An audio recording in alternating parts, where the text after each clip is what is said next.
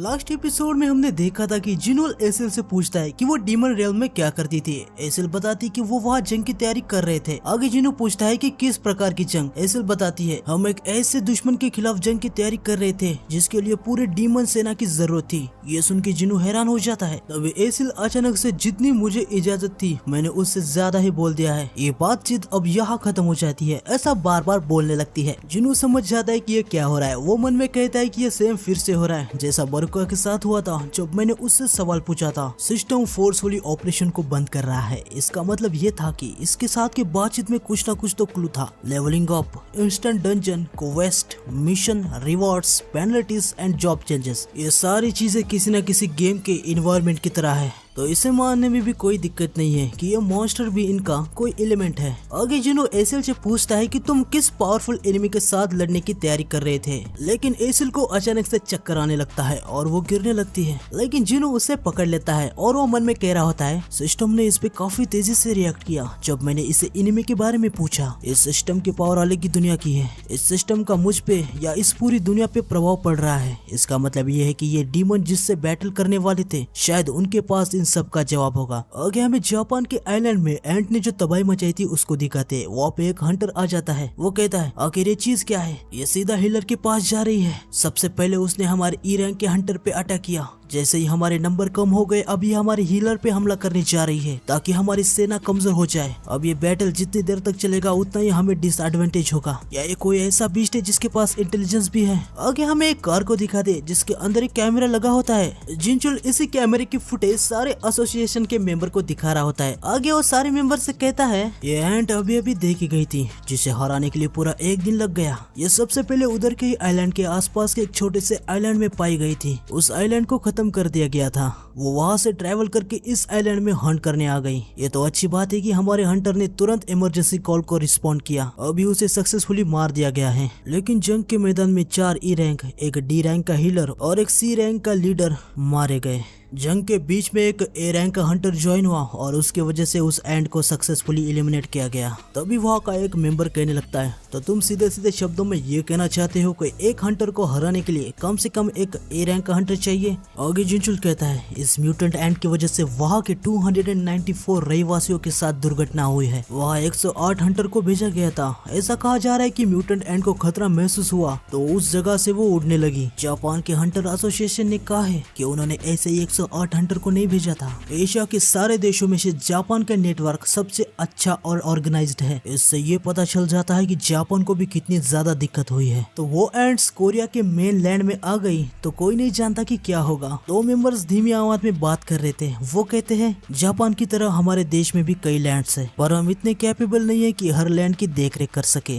आगे मिस्टर गो कहते हैं एक आइलैंड जो चेजू आइलैंड से 150 किलोमीटर दूर था उस पे अटैक हो गया। अगर वो एंट्स इतने दूर उड़ के जा सकते हैं इसका मतलब वो सिर्फ तट तक ही नहीं बल्कि पूरे मोकोपो सिटी पे उड़ने की भी क्षमता रखते हैं। आगे कुछ मेंबर कहने लगते हैं अगर उन्होंने अपना रास्ता चेंज किया तो वो नॉर्थ रीजन के जैंडो और वॉन्डर देश तक भी पहुंच सकते हैं। साउथ कोरिया सभी आइलैंड पे जापान की तरह हंटर नहीं भेज सकती। फिर भी हमने हंटर को भेज दिया तो वो उन एंड का खाना बन जाएंगे। मिस्टर गो मन में सोच रहे थे ऐसी हालात में अब साउथ कोरिया की हेल्प करने कौन आएगा, चाइना या फिर रशिया। इनके पास काफी सारे हंटर्स है लेकिन उनके हालात भी सेम है। उनके पास भी काफी सारे लैंड्स है जिनको उन्हें प्रोटेक्ट करना होगा। यूएसए तो बिल्कुल भी नहीं आएगा। वो तो हमारे यहाँ जब पहला एस रैंक का गेट ओपन हुआ था तब भी नहीं आए थे। ये सब सोच के मेरा तो सर दर्द करने लगा है। तभी वहाँ पे जिनचुल आ जाता है। वो मिस्टर गो से कहता है कि मैंने मीटिंग के टाइम एक बात नहीं बताई थी, हम सीक्रेटली किसी के साथ कनेक्टेड है। मिस्टर गो पूछते है किसके साथ। जिनचुल बताता है कि स्कैवेंजर गिल्ड के मिस्टर वोंग डाउसू।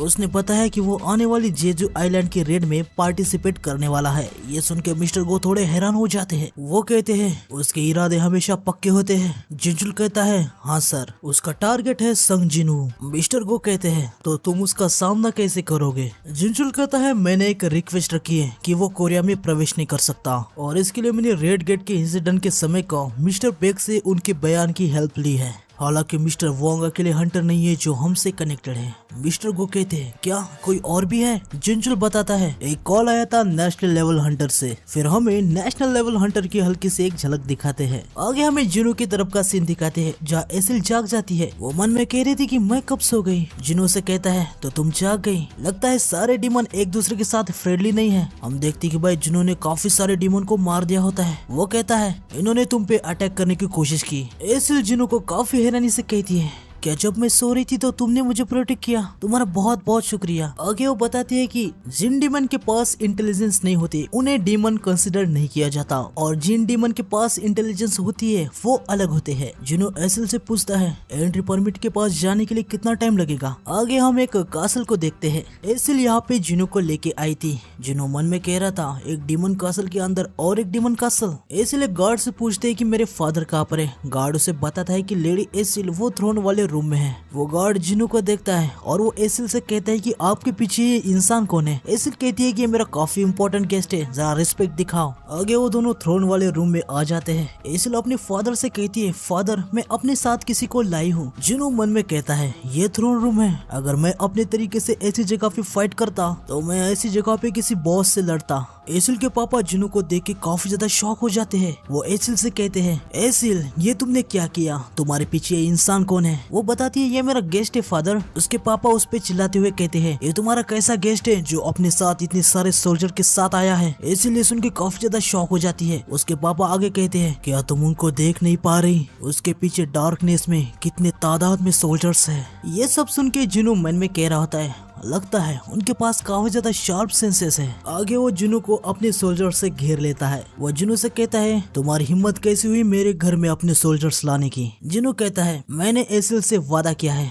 अगर वो मुझे एंट्री परमिट ला के देगी तो मैं इस जगह से चला जाऊंगा। ये सुन के एसिल के पापा काफी ज्यादा हैरान हो जाते हैं। वो मन में कहते हैं तो ये वही है जिसने सारे डीमंस को इतनी स्पीड से मार दिया है और कासल के फ्लोर को क्लियर किया है। वैसे तो हम नोबल है और हमारा क्लान काफी लो है। हम 20th पोजीशन पे है जो हमें सबसे वीक क्लान बनाता है। इसने मेटस और उल्कॉन को भी हराया है। इसके सामने खड़ा होने का हमारा कोई चांस नहीं है। आगे वो जिनो से कहते हैं तो तुम्हें बस एंट्री परमिट चाहिए। लेकिन तभी जिनो एकदम से एसिल का कंधा पकड़ लेता है और कहता है मेरी और एक गुजारिश है, मैं इसे थोड़ी देर के लिए अपने साथ ले जाना चाहता हूँ। वो मन में कहता है एसिल ने मुझे कहा था कि ऊपर वाले फ्लोर के परमिट की भी लोकेशन उसे पता है। उनको ढूंढने के लिए मुझे इसकी गाइड की जरूरत पड़ेगी। और लगता है मैंने कुछ गलत कह दिया। हम देखते हैं कि एसिल के पापा काफी ज्यादा गुस्से में आ जाते हैं। आगे हम देखते हैं कि सभी लोग खाना खाने बैठ जाते हैं। जिन्होंने उनको बता दिया कि उसे एसिल को अपने साथ गाइड के लिए ले जाना है। एसिल के पापा जिनो से कहते हैं तो तुम्हें एंट्री परमिट और गाइड चाहिए, बस इतना ही ना? जिनो मन में कह रहा होता है शायद इनको पहले गलतफहमी हो गई थी जब मैंने इनसे पूछा था कि मुझे एसिल को अपने साथ ले जाना है। आगे एसिल के पापा अपने मन में कह रहे होते हैं एक ह्यूमन के साथ बातचीत करना हमारी प्राइड के खिलाफ है, पर मुझे पता है ये मॉन्स्टरस ह्यूमन उन डार्क सोल्जर का मास्टर है, मुझे इसके साथ बैटल नहीं करनी चाहिए। फिर वो जिनो को कहते हैं तुम मेरी बेटी को खतरे में तो नहीं डालोगे? जिनो मन में कहता है एक मॉन्स्टर जो अपनी बेटी की चिंता कर रहा है। जिनो से कहता है मैं वादा करता हूँ उसे कोई भी खतरा नहीं होगा। फिर एसिल के फादर जिनो को एंट्री परमिट दे देते हैं जिससे जिनो अब ऊपर के फ्लोर में भी जा सकता है। वो एसिल से कहता है क्या हम अभी निकल सकते हैं? एसिल भी कहती है ठीक है। तभी सिस्टम का जिनो के लिए एक मैसेज आता है कि एक डीमन नोबल उसके पार्टी में ज्वाइन होना चाहती है। जिनो मन में कहता है एक पार्टी सिस्टम, हमें इसके बारे में और थोड़ी इन्फॉर्मेशन दी जाती है। पार्टी मेंबर्स दूसरे फ्लोर में जाने के लिए डेविएशन सर्कल को यूज कर सकते हैं। साथ ही बैटल में जितने ज्यादा मेंबर्स अपना जितना ज्यादा योगदान देंगे उसके हिसाब से उन्हें एक्सपीरियंस पॉइंट भी मिलेंगे। जिनो को ये सारी बातें समझ में आ जाती है। वो एसिल को खतरे में बिल्कुल भी नहीं डाल सकता था, इसलिए वो एसिल से कहता है अगर हम किसी भी बैटल में फंस जाएंगे तो तुम बैटल में आने की सोचना तक नहीं, मैं खुद सब कुछ देख लूंगा। ये सुन के एसिल ब्लश करने लगती है और ओके कहती है। आगे वो डेविएशन सर्कल से ऊपर वाले फ्लोर पे आ जाते हैं। जिनो एसिल से पूछता है तुम्हारे हॉर्स के बिना तुम ठीक हो? एसिल बताती है सिर्फ पार्टी मेंबर को ही दूसरे फ्लोर पे जाने की इजाजत है, तो मैं अपना हॉर्स अपने साथ नहीं ला सकती। तभी एसिल अपना बैग खोलती है और उसके अंदर से जिनो को एक शराब की बोतल देती है। आगे वो कहती है कि गर्श क्लान के चीफ को ये शराब काफी ज्यादा पसंद है, मेरे फादर ने हर क्लान के लिए एक न एक गिफ्ट की तैयारी करके रखी है। जिनो उसे कहता है पर क्यों, इसकी क्या जरूरत है? एसिल कहती है अगर आप इसे अपने साथ लेके उनके पास जाएंगे तो आप उनसे आसानी से बातचीत कर सकते सकते हैं। जुनू कहता है बातचीत, क्या तुम लोगों के गर्ल्स क्लान के साथ संबंध अच्छे थे? एसिल कहती है कि नहीं, पहले डीमन रेल्म में पद के लिए नोबेल के बीच हमेशा विवाद होता रहता था, पर मैं आपको इतना जरूर यकीन दिला सकती हूँ कि गर्ल्स क्लान कम से कम समझदार है। जुनू कहता है सुन के अच्छा लगा, लेकिन तुम यही रुकना, मैं ज्यादा टाइम नहीं लगाऊंगा। जुनू अपनी शैडोज को समन करता है और कुछ ही मिनट के बाद गर्ल्स क्लान से आग की लपटें और चिल्लाने की आवाज आने लगती है। आगे हमें हंटर एसोसिएशन में दिखाते हैं, जहाँ नेशनल लेवल हंटर जिनचुल और मिस्टर गोसेक कहता है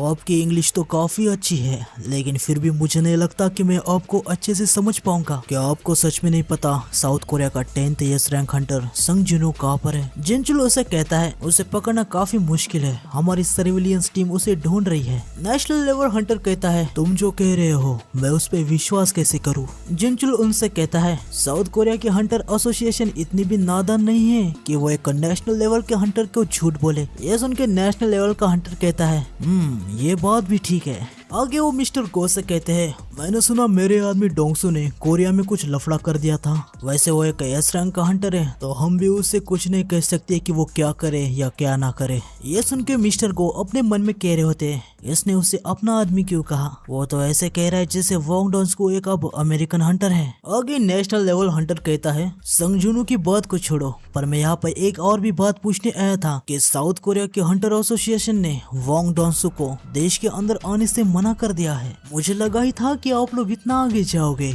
और ये सब करोगे। मिस्टर गो कहते हैं कि हाँ तुम सही कह रहे हो। फिर वो दोनों शेक हैंड करते हैं। नेशनल लेवल हंटर कहता है तो अभी हमारे पास कहने के लिए कुछ भी नहीं है, अगर फ्यूचर में मुझे कुछ चाहिए होगा तो मैं फिर से कॉल करूंगा। मिस्टर गो मन में कहते हैं इसके सामने तो मैं किसी बच्चे जैसा हूँ। आगे नेशनल लेवल हंटर उनसे कहता है कुछ दिनों से जेजू आइलैंड पे जो हो रहा है उसकी वजह से कोरिया में काफी दिक्कतें चल रही है। क्या मेरा यहाँ आना आपके लिए निराशाजनक रहा? मुझे माफ कर देना। जेजू आइलैंड की रेड में मुझे बिल्कुल भी इंटरेस्ट नहीं है और मैं काफी ज्यादा बिजी इंसान हूँ। हालांकि कहानी अलग होती अगर साउथ कोरिया के पास इतना पैसा हो जो मुझे हायर कर सके। मुझे अभी जाना चाहिए, मुझे अपना प्लेन भी पकड़ना है। जिनचुल उनसे पूछता है अगर आपको कोई परेशानी नहीं है तो क्या हम आपके साथ कोई सर्विलेंस एजेंट टीम का कोई हंटर भेजे? नेशनल लेवल हंटर कहता है इसकी कोई भी जरूरत नहीं है, और हाँ जो भी बातचीत यहाँ पे हुई ना वो यही तक रहनी चाहिए। और नेशनल हंटर वहाँ से चला जाता है। आगे मिस्टर गो जिनचुल से कहते हैं मिस्टर वो तुम्हें क्या लगता है मेरा ये सोचना जो ये हमारी रेड में हेल्प करेगा ये बस एक नादानी थी? जिनचुल उन्हें कहता है मिस्टर गो चिंता करने की कोई भी जरूरत नहीं है, जापान के हंटर्स हमारे साथ काम करने के लिए तैयार है। जापान के सबसे बड़े गिल्ड के हंटर आज हमसे मिलने के लिए आने वाले हैं। आगे हमें जुनू को दिखाते हैं जिसने गर्ल्स क्लान को खत्म कर दिया था। उसको काफी ज्यादा एक्सपीरियंस पॉइंट भी मिल जाती है, उसकी वजह से उसका लेवल 87 हो गया है। जुनू कहता है यहाँ के ओपोनेंट काफी ज्यादा हाई लेवल के हैं, इसलिए मुझे काफी सारी एक्सपीरियंस पॉइंट मिल रहे हैं। आगे हम देखते हैं कि इग्रिस का लेवल मैक्स हो चुका है। सिस्टम एक मैसेज देता है जिसपे वो कहता है तुम्हारे सोल्जर का रैंक रिक्वायर्ड लेवल तक पहुंच चुका है।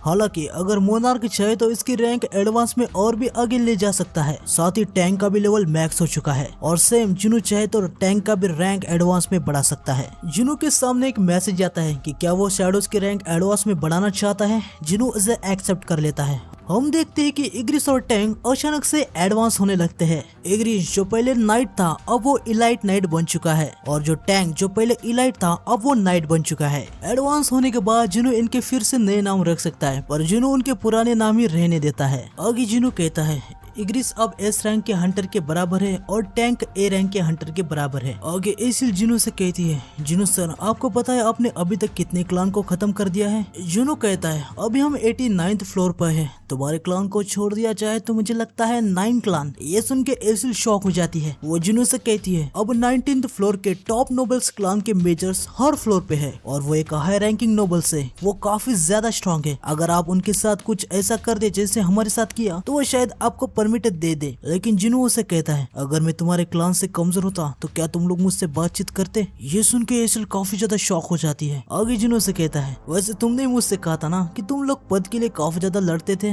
मैं रेडिश क्लान को नंबर 1 बना दूंगा। ये सुन के एसिल कहती है क्लान का नाम रेडेरू है। वैसे जुनू सर आपने मेरे क्लान को क्यों छोड़ दिया? जुनू कहता है क्योंकि मैं तुम्हें पसंद करने लगा हूँ। ये सुन के एसिल काफी ज्यादा शॉक हो जाती है। जुनू मन में कहता है ये मुझे जिन्हों की याद दिलाती है। क्या मैं एक अकेला ऐसा बंदा हूँ जो बेवकूफों के साथ मिलजुल के रहता है? आगे जुनू 19 फ्लोर्स पे आ जाता है और वो कहता है जैसा एसिल ने कहा था इस फ्लोर के डिमंस काफी ज्यादा हाई लेवल के हैं। यहाँ के कासल को और भी ज्यादा मॉन्स्टर्स गार्ड कर रहे हैं, साथ ही वो नीचे के फ्लोर के मॉन्स्टर से बहुत ही ज्यादा हाई रैंक के हैं। मैंने अपने इंटेलिजेंस स्टेट को भी बढ़ाया है लेकिन बहुत ही ज्यादा माना कम हो रहा है क्योंकि मेरे शैडो सोल्जर लगातार डिस्ट्रॉय और रीजनरेट हो रहे हैं। आगे में जिन्हों को सीजन 97 फ्लोर पे दिखाते हैं। वो कहता है ऐसा नहीं है कि मैं किसी लक से 19 फ्लोर से यहाँ तक आया हूँ। हम देखते हैं कि जिन्हों का लेवल अब 90 हो चुका है। एसिल मैन में कहती है उसने रिकार्डो क्लान को खत्म कर दिया जो 5 सबसे पावरफुल क्लान में आता था। अभी उसने 4th मोस्ट पावरफुल क्लान पेटोस को भी खत्म कर दिया। वो जुनू से कहती है जुनू क्या सारे ह्यूमंस तुम्हारे जितने स्ट्रॉन्ग होते हैं? जुनू से कहता है कि शायद 2 या 3 और होंगे।